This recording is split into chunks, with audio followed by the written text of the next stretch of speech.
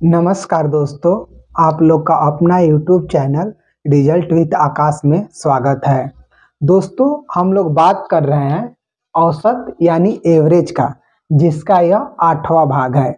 आप लोगों में से जिन्होंने अभी तक इसके पिछले वाले वीडियो को नहीं देखा है, तो आप लोग उन सभी वीडियो को देख ले जो आप लोगों से छूटा है। क्योंकि दोस्तों, जब चैप्टर स्टार्ट होता है तो स्टार्टिंग में ही बताया जाता है कि इस चैप्टर में हम लोग किस चीज़ पर और किस कंसेप्ट पर कार्य करेंगे। अतः आप लोगों से निवेदन है दोस्तों, निवेदन नहीं एक सलाह समझ लीजिए कि आप लोग उसे देख कर यदि इसे देखेंगे तो आप लोगों को बहुत चीज़ समझ में आएगा। आइए दोस्तों, हम लोग बात करते हैं पहले क्वेश्चन का। कह रहा है, यदि एक कक्षा में 30 केजी भार का छात्र चला जाए और एक नया छात्र आ जाए तो कक्षा में 20 छात्रों का औसत भार 0.75 केजी अधिक हो जाएगा। नए छात्र का भार ज्ञात कीजिए। देखिए दोस्तों, क्या पूछ रहा है नए छात्र की भार। दोस्तों, आप लोग मेरे साथ कॉपी पेन लेकर बैठिए और साथ साथ सवाल को बनाइए, क्योंकि आप लोग उस स्थिति में हैं कि औसत से कोई भी सवाल पूछा जाए तो आप लोग बस चुटकियों में बना देंगे। ऐसे सवाल तो और जितने आते हैं जाते हैं, मतलब कि किसी आने से क्या प्रभाव पड़ा, कोई संख्या गलत जोड़ा जाए, सारे प्रकार के सवाल अब बनाने के अब स्थिति में है। तो देखिए क्या कह रहा है, कि कक्षा में 30 केजी भार का एक छात्र चला गया। तो हम लोग क्या करते हैं, हम लोग यही करते हैं कि मान लीजिए कि सबका 30 केजी वजन है, तब हम कह सकते हैं कि उन लोग का औसत भी 30 है। बात खत्म, हमको और कुछ मतलब नहीं है। कह रहा चला जाए और एक नया छात्र आ जाता है तो कक्षा में 20 छात्रों का औसत भार 0.75 केजी बढ़ जाता है। क्या मतलब कि अगर सबका 30 है तो जो गया होगा वो अपना 30 लेकर गया होगा, ठीक। एक गया और एक आया तो संख्या तो हम लोग की उतनी ही है, और वह आया है तो क्या हुआ है 0.75 सबके औसत पर प्रभाव पड़ा है। कितना 0.75 और कितने लोगों के औसत पर, तो कितने लोगों को, तो 20 छात्रों को। तो अब देखिए कितने केजी का असर पड़ा, तो 75 मतलब 0, 5 दूनी का 10, 7 दूनी 14, 1 15, 2 स्थान पर ये कट जाएगा तो 15 केजी का प्रभाव पड़ा। पहले सबका 30 था, जो गया उसका भी 30 था, जो आया है उसका भी हम 30 माने हैं। लेकिन क्या हुआ है कि उसके आने से 0.75 केजी सबके औसत बढ़ा है, यानी 15 केजी बढ़ा है। इसका मतलब कि जो आया है उसका वजन कितना है, तो उसका वजन 45 केजी है। आराम से दोस्तों, आप लोग अगर शुरू से बने होंगे तो बात को बिल्कुल आराम से समझ रहे होंगे। देखिए कैसे हम बिल्कुल अब इसको मौखिक कैसे करते हैं। यदि एक कक्षा में 30 केजी भार का छात्र चला गया, देखिए हम लोग औसत में बस एक ही चीज जानते हैं, क्या कि औसत किसे कहते हैं। मान लीजिए कि 2 बालक या 3 बालक हैं, किसी के पास 10 आम है, किसी के पास 5 आम है, किसी के पास मान लीजिए 8 आम है। तो औसत मतलब क्या होता है कि सबको बराबर करना। इसका मतलब क्या, जिसके पास ज्यादा है उससे लेकर कम वाले को देना, यही औसत है दोस्तों ना, और कुछ नहीं है। हम लोग इसी पर सारे सवाल को करते हैं। कह रहा है 30 केजी भार का छात्र चला जाए, तो मान लीजिए कि 30 केजी का गया, तो हम मान लिए कि उस कक्षा में जितने लड़के थे सबका 30-30 केजी है, वजन सबका 30-30 केजी है, हमने मान लिया। वजन माने तब भी 30 हो गया और औसत मानते हैं तब भी 30 हो गया। बात खत्म, क्योंकि सबको मैं बराबर कर दिया। उसके बाद क्या कर रहा है, वह चला गया और नया छात्र आ गया तो कक्षा में 20 छात्रों का औसत भार 0.75 केजी बढ़ गया। अब जो नया आया है 30 केजी वाला गया, तो नया आया तो मान लें कि वो भी 30 केजी का आया। मानते हैं कि 30 केजी तो आया है, लेकिन वह ज्यादा के आया है। क्यों? क्योंकि औसत में 0.75 केजी बढ़ा है। तो 20 छात्रों के वजन में टोटल कितने का वृद्धि होगा, तो 75 दूनी का 150, यानी 15 केजी का वृद्धि होगा। और पहले से 30 केजी का है ही, क्योंकि जो गया है और जो आया है उसका हम बराबर कर दिए हैं। तो 30 केजी और 15 केजी 45 केजी, हम लोग क्या हो जाएगा 45 केजी, हम लोग को उत्तर ऑप्शन नंबर सी हो जाएगा। ठीक है दोस्तों, आइए फिर आगे बात करते हैं। देखिए आप लोग शुरू से बने होंगे तो आपको एक भी दिक्कत नहीं होगा। यदि आप लोग जिन्होंने अभी मतलब इस वीडियो को पहली बार देख रहे हैं, वो आप लोग शुरू से एक बार वीडियो को देखिए, आपको सारी चीज़ें समझ में आएगा। मतलब कि इसके पहले भाग से देखिए।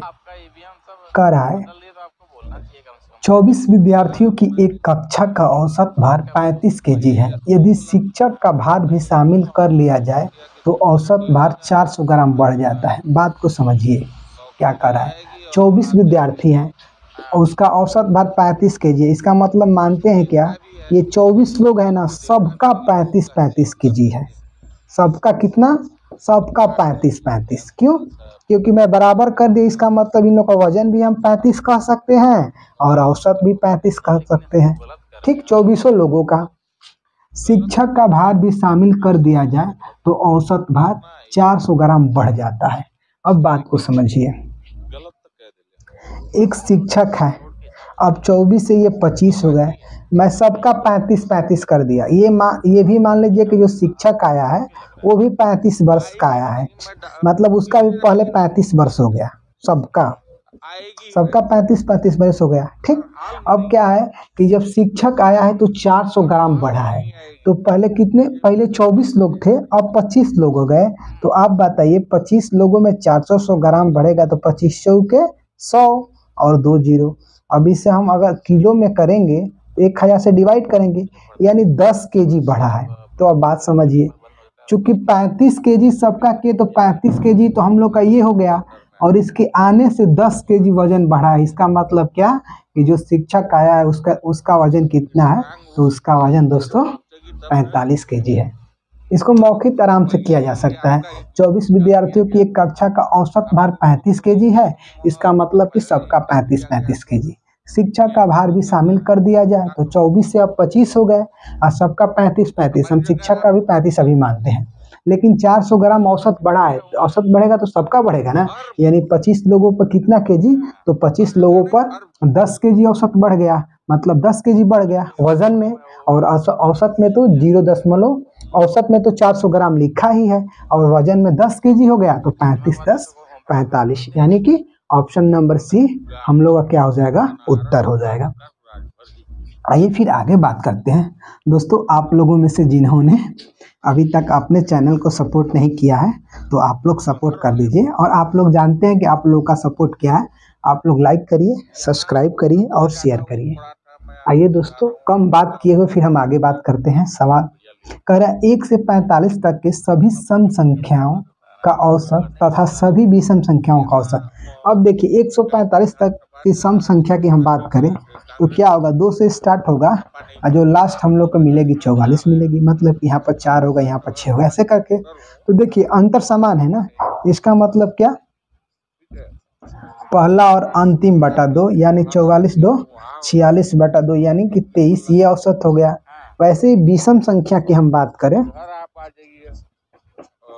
1 3 5 7 डॉट डॉट क्या हो जाएगा 45। तो देखिए पहला और लास्ट यानी 45 + 1 यानी 46 बटा 2 यानी 23। इसका मतलब क्या हो जाएगा कि सम संख्या का भी औसत और विषम संख्या का औसत भी कितना कितना 23 होगा दोस्तों। ठीक है, आइए फिर हम कुछ और बात करते हैं। दोस्तों, आप लोगों के लिए हम लोग इतना मेहनत क्या, मतलब ठीक है, हम लोग एक प्रयास कर रहे हैं आप लोगों को बताने और सिखाने की, तो आप लोग भी थोड़ा सा सपोर्ट करिए। आइए फिर बात करते हैं। दिया है 100 प्रेक्षणों का माध्य 40 परिकलित किया गया, यानी कि जो 100 संख्या है उनका औसत 40 है। तो मान लीजिए कि सबका 40 है। ठीक, क्या है, तो सबका 40 है। उसके बाद देखिए क्या कह रहा है, बाद में यह देखा गया कि एक प्रेक्षण 53 के बजाय गलती से 43 पढ़ लिया गया था। यानी क्या, उसमें 53 जोड़ना था, मतलब इसके औसत निकालते वक्त 53 लेना था, लेकिन लिया गया है 43, यानी कितना अधिक लिया गया है। तो आप बात करेंगे कि 30 अधिक लिया गया है। कितना अधिक लिया गया है, तो हम लोग कहेंगे कि 30 अधिक लिया गया है। अगर 30 अधिक लिया गया है तो यह कितनी संख्याओं के लिए लिया गया है, बात को समझिए। 30 अधिक है, मतलब एक मिनट देखिए, 53 उसको लेना था लेकिन लिया है 83, यानी 30 लिया है। तो बताइए कि 100 संख्याएं हैं और 30 है, तो सबको औसत में कितना कितना मिलेगा। तो ये मान लीजिए कि 30 इसका योग हो गया, संख्याओं का संख्या 100 हो गया, तो एक कट गया, हम लोग की एक क्या हो गया 10 मान लो, फिर 3 हो जाएगा ना, जैसे 10.10 मतलब क्या हो गया 0.03। अब देखिए लेना था 53, लिए है 83, इसका मतलब ज्यादा ही लिए है ना, तो औसत में हम लोग लिए, ऐसे औसत हम लोग का 40 है। अब हम लोग ज्यादा कितना लिए हैं, तो इतना ज्यादा लिए, इसका मतलब क्या हो गया हम लोग का 39.7 औसत होना चाहिए। आराम से के बिल्कुल आराम से पढ़ते हैं। 100 प्रेक्षणों का माध्य 40 परिकलित किया गया। बाद में यह देखा गया कि एक प्रेक्षण 53 के बजाय गलती से 43 पढ़ लिया गया। इसका मतलब है कि जोड़ना था हमको 53, हमने 43 जोड़ा। इसका मतलब हमने 30 ज्यादा जोड़ा, और 30 ज्यादा जोड़ा तो 100 संख्याएं, अगर हम 30 को 100 से डिवाइड करेंगे तो हमको पता चल जाएगा कि एक पर औसत का कितना प्रभाव आएगा। मतलब एक पर, तो एक पर औसत का प्रभाव 0.3, यानी कि 0.3 ज़्यादा लिया गया है। 40 है तो आप 40 में से 0.3 कम कर दीजिए, तो आपका ओरिजिनल औसत कितना आ जाएगा 39.7। तो हम लोग ऑप्शन नंबर बी क्या हो जाएगा, हम लोग ऑप्शन नंबर बी इसका उत्तर हो जाएगा। ठीक है दोस्तों, आइए फिर आगे बात करते हैं। देखिए क्या कह रहा है, यदि एक संख्या उसका 50% और उसी संख्या के 25% का औसत 280 है तो संख्याएं हैं। देखिए अब क्या करें, कोई संख्या है तो मान लिया हम x मान लें, फिर उसका 50% मतलब कि x/2, 25% मतलब कि x/4, और इसका औसत तो हम 3 से भागा करेंगे, और यह कितना है तो यह 280 है, तो संख्या पूछ रहा है। अब देखिए इसे हम कर लेंगे तो कितना, इसे यदि हम करते हैं तो ये 2x हो जाएगा, ये 4x होगा, 4x धन 2x धन x, आइए 4 नीचे आएगा तो 4×3 बराबर 280। ठीक, आइए फिर हम इसको करते हैं। तो अब देखिए 4 2 6 1 7, 7x 12 280। अब देखिए 7x बराबर हम बात करें तो 280 गुणे 12 बटा, ये 7 इधर आ गया तो 7 चौक 28, यानी x बराबर कितना हो गया, बड़ चौक 48, 480। तो संख्या हम लोग की क्या हो जाएगी, हम लोग की संख्या 480 हो जाएगी। ठीक है, तो हम लोग को ऑप्शन नंबर ए इसका उत्तर हो जाएगा। आइए कुछ और बेहतर चीजों की बात करते हैं। देखिए दोस्तों आगे अब क्या दिया है, कह रहा है क्या, एक परीक्षा में 150 छात्रों के द्वारा प्राप्त औसत अंक 40 है। ठीक, यदि उत्तीर्ण छात्रों के औसत अंक 60 है तथा अनुत्तीर्ण छात्रों के औसत अंक 20 है, तो परीक्षा में उत्तीर्ण हुए छात्रों की संख्या पूछ रहा है। देखिए ये संपूर्ण का औसत दिया है ना, कितना 40, तो आप 40 को यहाँ ले लीजिए, ये संपूर्ण का औसत है। ठीक, और क्या कह रहा है, इसको ऐसे देखिए 150 में अगर 40 से गुणा कराएंगे और होल का योग निकाल लेंगे तभी भी सॉल्व हो जाएगा, लेकिन ऐसे पहले करते हैं।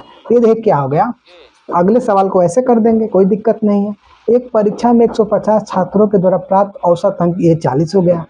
यदि उत्तीर्ण हुए छात्रों के औसत अंक, अब देखिए ये उत्तीर्ण वाले हैं, इनका कितना है, तो इनका औसत अंक कितना है, तो 60 है। ठीक, उसके बाद क्या कह रहा है, अनुत्तीर्ण छात्रों के औसत अंक 20 है, ये क्या है, तो ये अनुत्तीर्ण वाले हैं, ये 20 हो गया।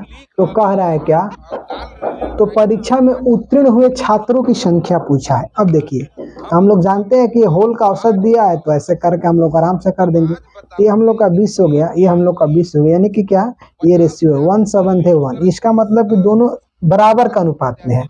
अब टोटल संख्या हम लोग की कितनी 150 है, और दो लोग बराबर के अनुपात में, इसका मतलब क्या 75 पास है और 75 फेल है। तो क्या पूछा है, उत्तीर्ण की संख्या, उत्तीर्ण की संख्या कितनी हो जाएगी 75। ठीक है, आइए फिर हम लोग और कुछ बात करते हैं। देखिए आगे क्या बात करते हैं हम लोग।